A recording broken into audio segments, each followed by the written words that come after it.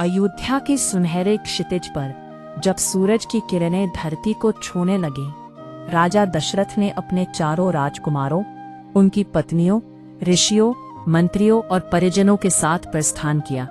जैसे ही वे चलने लगे, आसमान में भयंकर रूप से चीखते हुए पक्षियों की आवाजें गूंजने लगी। एक अद्भुत माया के तहत धरती पर विचरण कर रहे मृग उनकी बाईं ओर दौड़ने लगे।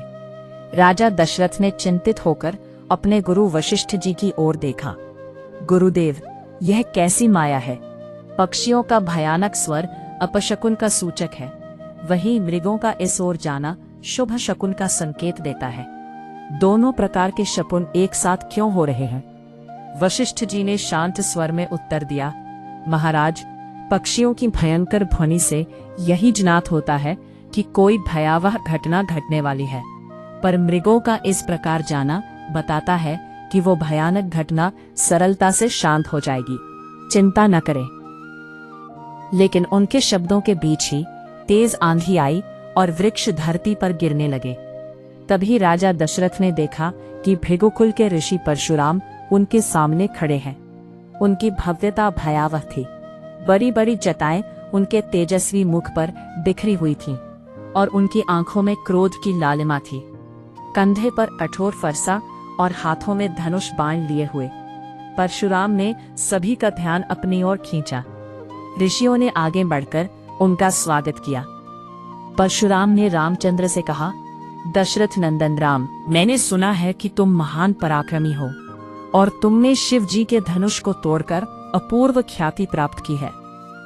मैं तुम्हारे लिए एक और उत्कृष्ट धनुष लाया हूँ।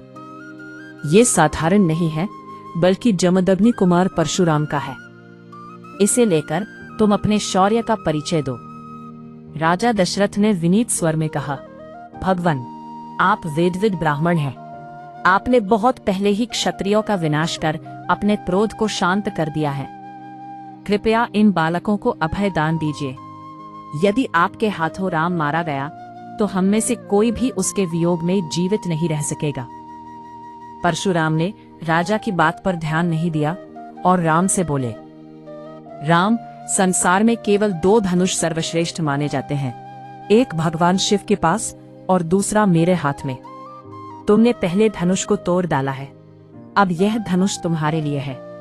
तुम इस पर बाण चढ़ाओ और मेरे साथ द्वंद्व युद्ध करो। परशुराम की बार बार ललकार सुनकर राम ने कहा, हे भार्गव, मैं आपका सम्मान कर रहा हूँ, लेकिन आप मेरी विनम्रता को कायरता समझ रहे हैं। लाइए, धनुष मुझे दीजिए। उनके शब्दों में आत्मविश्वास झलका और उन्होंने झपटकर धनुष बाण ले लिया। वो धनुष पर बाण चढ़ाते हुए बोले, आप ब्राह्मण हैं, इसीलिए मैं इसे आप पर नहीं छोड़ सकता, लेकिन यह बाण कभी निष्फल नहीं जाता। मैं इसे आपकी गमन शक्ति को नष्ट करने के लिए छोड़ता हूँ। परशुराम ने विनय पूर्वक कहा, इस बाण का प्रयोग न करना, क्योंकि मैंने पृथ्वी का दान दिया था। मैंने रात में पृथ्वी पर रहना भी छोड़ दिया है। कृपया मेरी शक्ति नष्ट मत करो। राम ने परशुराम की प्रार्थना स्वीकार की और उनके द्वारा अर्जित पुण्य लोकों को नष्ट कर दिया। इसके पश्चात परशुराम महेंद्र पर्वत पर तपस्या करने चले गए और वहां उपस्थित सभी ऋषि मुनियों के साथ राजा दशरथ ने रामचंद्र की भूरी भूरी प्रशंसा की।